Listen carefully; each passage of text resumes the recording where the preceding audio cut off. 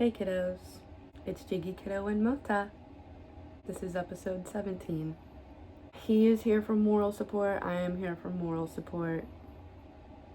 Today we're going to talk about men's mental health. June is the month of men's mental health awareness, and yeah, it's pretty serious.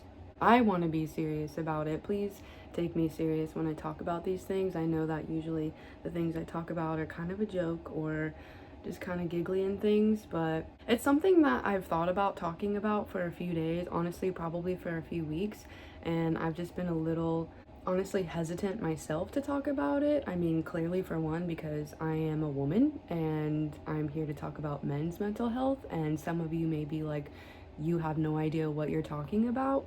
But I know enough, and I know a little bit, and I want to share some things because I just want to speak up.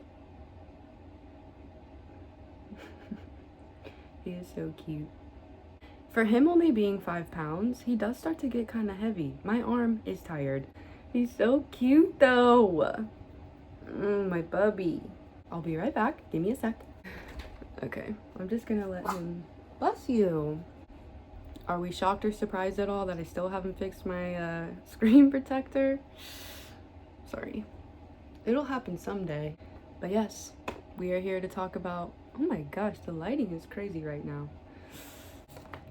I am here to reassure you that I am very aware that I'm not a man, and this is just for people who identify as men, people who are men, people who go through this struggle. Of course, a lot of this information can be taken in by women, and a lot of this goes for women as well, but I just want to express that this is mainly for men.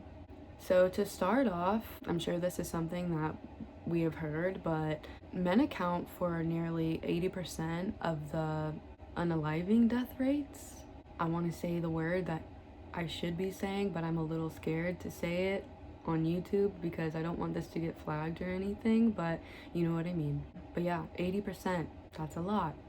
Ooh, I can't tell what's going on with this lighting. I'm sorry, we're just gonna do our best. Oh my gosh, what the helly? What do I do? Where do I sit? I'm just not gonna stress over the light. I apologize. We're just here to talk about men's mental health, and I think that it's very important. So please listen up, open your ears, because this is something that I think people should be speaking about. But yeah, there's a huge stigma worldwide that men need to man up or deal with it or not talk about it, not cry, not see. The sun is just gonna have a mind of its own today. I'm going to keep apologizing about the lighting, and I need to put this pen down, but yeah, the stigma put into the world that men can't be emotional or men can't have feelings and things. Like, they are humans. Men are human beings. Men are going to have issues and problems and heartache and all of these things that create emotions in a human being. Like, why in the world? This is something that confuses me. I just don't understand why men are told that they shouldn't cry. I think that it's totally okay to cry. That might seem like such a cliche thing to say, but like, crying is refreshing. Crying is not weak. Crying is healthy. It's literally something that we do as human beings. And again, men are human beings. Everyone's emotions and feelings are important, and we should just be way more willing to hear people out. And it is in fact not weak to speak. It is not weak. Oh my gosh. I don't know what to do about this. It is not weak to speak, and honestly, I think letting men know that the communication is valued, or that it's there, or that it's an open option can make such a huge difference. There is also research shown that 40% of men don't ever tell anyone what is going on in their mind, or they don't tell anyone that they're going through like some sort of mental health crisis. So of course, people are quick to make the assumption that someone would do something harmful to themselves, or you know what I'm talking about, but like, it's quick to assume that nothing would happen because they didn't say anything, they didn't tell anyone, they never mentioned that. Yeah, because that has been ingrained in men's minds to shut up. It's not fair. And again, I'm going to keep reassuring you that I know I am not a man, but I am a woman who can speak up for these men. I can support these men. I can validate these men who feel like they're living a life where they just have to stay quiet, stay unheard and unseen and stuff. I will continue to do my best in life to fight for that stigma to change in my own community of women, or just my own community of friends and people that I think are making men feel like they can't open up, or that their problems aren't as valid as women's problems, because everyone's problems are just as valid as whoever's gender. It doesn't matter. It does not matter. Stop telling men not to cry. Please stop saying that. These lights are just heavenly angels coming down to bless this message. You can see it as a technical problem, or you can see it as the angels are with me today. They are here to give me the support to be able to say this, because like I said, I was really hesitant to share this message or share this thought that I had about this whole thing, because I'm a little scared. But again, how am I going to prove that it's okay to be vulnerable if I can't even be vulnerable myself? This feels very vulnerable to me, and I'm not even speaking about myself. I also read an upsetting fact one day that most men don't receive flowers until their funeral. That's extremely upsetting. I think that men deserve more flowers on dates, or just because, like, bring home flowers to your man. It's always like, get her flowers, get her flowers. Get your man some flowers. Men do like flowers. They might say that they don't, because again, I think that that's just a stigma out there that's told that you don't get a boy flowers. Yes, you can. Especially if the only time that men are receiving them is after they pass away. Make that make sense. And personally, I think it's brave for men to be vulnerable. I think it's kind of attractive for a man to be vulnerable, or to speak about how he truly feels about something. That's a whole part of like being in relationships with friends or your partners and stuff, is communication is always talked about how it needs to be more of a thing, and communication is vulnerable. If you are someone emotionally stable enough to communicate, that is brave. That's kind of hot. I don't know, just if you're able to speak and not worry about what someone's gonna think about your manlyhood because you have feelings, you might just not be with the right person, to be honest. And that's totally okay. You are allowed to be with whoever you want to be with, but if you feel like you're not being validated in the ways you're trying to express how you feel, I can't say anything that might not be a little offensive in that realm. But I can just tell you that real people in your life, real partners in your life, are going to find it attractive that you can talk, you can use your communicative skills. And I feel like with part of a love language of nurturing for some women, like, it feels nurturing to be able to listen to your partner.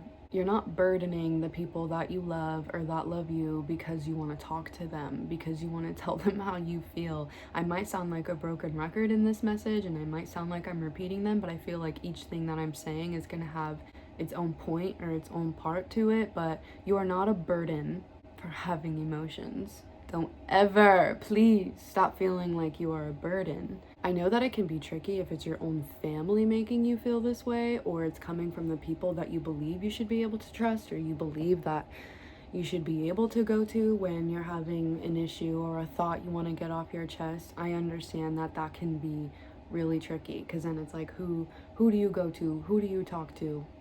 There's going to be someone that's going to listen to you, and I apologize, and I'm really sorry if your family is not giving you that comfortability, or if they may actually be the ones putting it in your mind that you just need to be a man. In a way, you just have to remind yourself that a lot of times your parents or your family members are teaching what they have been taught, so it's not necessarily their fault that they're thinking this way or they're telling you to think this way. Like, I feel like sometimes I am teaching my parents things, like, it may feel backwards and like you should be teaching me this and not the other way around, but it's still allowed. Like, if you know something or you feel a certain way about how something is going, just because you're not the parent doesn't mean that you can't teach them something new, or you can't try to teach them that it is okay to be a different way than what they have grown up to be. I know with older generations, like sometimes it's just been ingrained in them for so long that they're almost unwilling to change. And that's not something that I'm telling you to force upon anyone,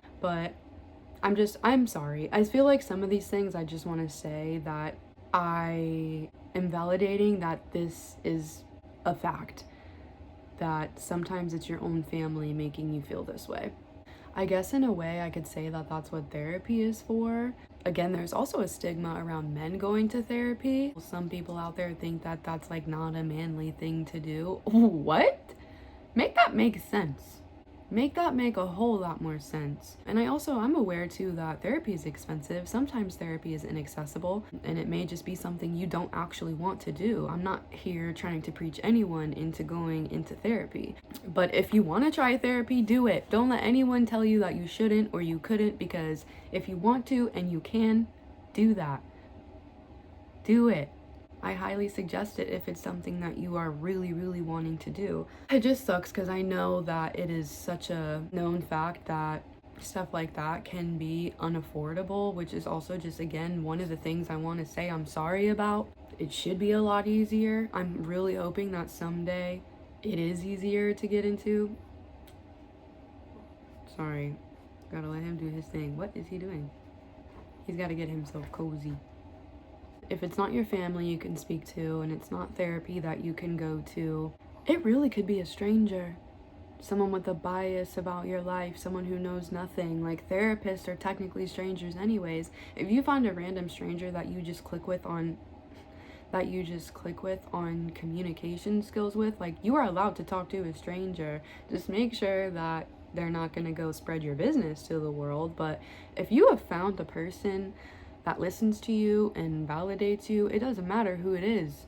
It really doesn't. It doesn't have to be your best friend or your boyfriend or your therapist. Like, this person could be someone on a bus and they just feel and look like someone that is willing to listen in a way that might feel safer for you, because you know that they don't know anyone in your life that can, like, go tell them that you said this. Sometimes a stranger can be the safest person to express your feelings to.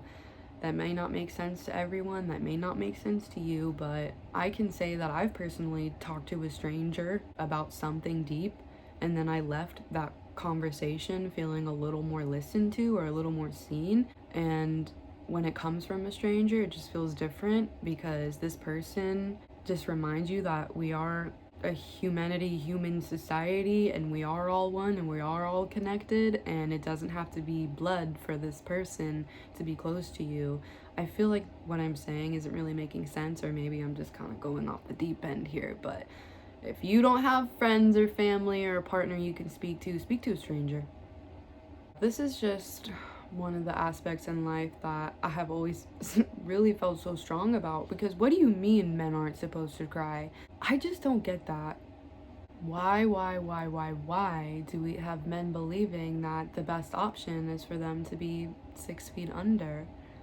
It's not the best option, and I just wish and I hope and I pray that this changes. And as uncomfortable or as weird as it feels for me to be speaking on this, how else could it change unless people are willingly, uncomfortably going to speak on it? Check up on your male friends.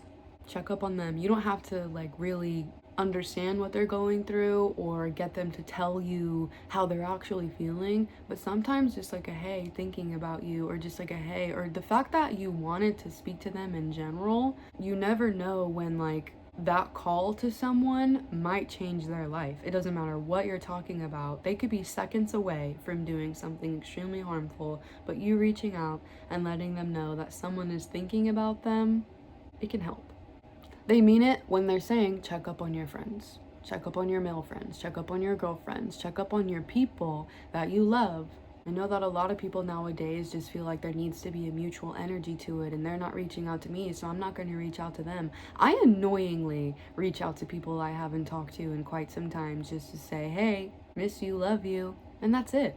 We don't have to even talk. You don't even have to respond. but like, I'm hoping you saw that message, and I hope that you know that you're cared about. If you think that you're being a nuisance by telling someone that you love them, I'm sorry. You're doing something kind, and don't ever stop. I also read and saw something that said that no nice compliment or no nice thought should go unsaid. So if you have a thought about someone and you're thinking about someone, you can reach out to them without the expectation of a reply. But like I said, you have no idea what a few simple words to someone might change for them. And I think it's also important for us to become aware, way more aware of the signs of depression, or the signs that someone, specifically men, because again, this is for men's mental health specifically, but being more aware of the signs that they do show can also be very important, because men aren't usually typically the ones who are going to show that they're sad. They're not going to mope around. They're not going to let you know that they're depressed. They're not going to wear it on their sleeve that they're feeling some sort of way. A lot of times I feel like men show it in their anger, in their irritability, in their hyperaggression, or overworking even, or just not willing to say anything, or kind of being someone that takes a lot of risks, or acts as if they have nothing to lose, or major substance abuse. There's so many different signs that men show versus what women show, or just everyone is different. Every single human being is different, and everyone is going to express how they feel differently. And again, you may think that I had nothing. You may think that, like, what is this girl talking about? But I'm just gonna speak it anyways, because it deserves to be said. It deserves to be spoken. Someone can act like everything is totally normal, and you really will not know. And that is kind of scary, but also, like, we need to make this world a safer place for men to let us know. I just walked around kind of like an angry jerk sometimes, when in reality, deep down, I just was feeling extremely sad. So that is just proof in the pudding that you're not always going to express what you're feeling in that true expression. So learning the signs, or even just picking up on how the people that you do know the best, or the people that you're close to, like how they react to things or respond to things. Like sometimes it could be that, like, you have a friend that you talk regularly to, and then all of a sudden you just like don't hear from them for a while. You don't really see them posting on anything. They kind of isolate, or they go ghost, and people take that so offensively, and like, don't take it personally. It honestly probably has nothing to do with you. So people going quiet even can be one of the biggest signs of, like, something might not be right. Something might be a little off in their life or in their mind, and it may be helpful even just to be like, to let them know that you're here when or if they want to talk about anything. And for like the 5th or 6th time, yeah, I know that I'm not a man, and I know that it would be unfair for me to sit there and say that I know how you feel, or I get it, because I don't know what it feels like to live a man's life, or to live the life of people who identify as men. I have no idea what that feels like, but I live on the earth with you guys. I see the cause and effect of this stigma in the world. I witnessed it. I've lost friends from this. Like, I don't know how you feel, but I've seen it. I know what it feels like to be on the other end of being like, I should have reached out, or I should have known, or I should have said something, or I should have made that person feel safer or something. So no, I don't know what you're going through, but I am here living on this earth, seeing this shit happen, witnessing it. I am a witness to this, and I'm a witness that is going to start speaking up, because men should be allowed to cry. Men should be allowed to express their feelings. Men should be able to show vulnerability without any judgment. This is just something I feel so insanely strong about, and I can't believe that honestly wasn't something that I spoke on sooner. But like I said, it's a little vulnerable even for me to be speaking about this, to be expressing something that I feel like people might judge me for. But people are gonna judge me anyways, so might as well say it, might as well fight for it. I am here, and I'm gonna listen to you. I will validate you. To all of the men out there, I apologize sincerely for the way that the world has possibly made you guys feel. And I just feel like the percentage, that 80% percentage, should not be a thing. And it's been that way for decades, generations. It's been that way for a very, very, very long time. So it's hard to break cycles that keep repeating themselves, but I have learned that I am the black sheep of my family, and I'm willing to say some extremely uncomfortable things, to speak up for things that I think deserve to be heard and learned about and taught about and listened to. So I will keep saying the uncomfortable things, and yup. Okay. I don't really have anything else to say other than I love you guys and you deserve to be here. We all deserve to be here, and I hope you stay. Okay. I love you. Bye-bye. See you later. Cheese.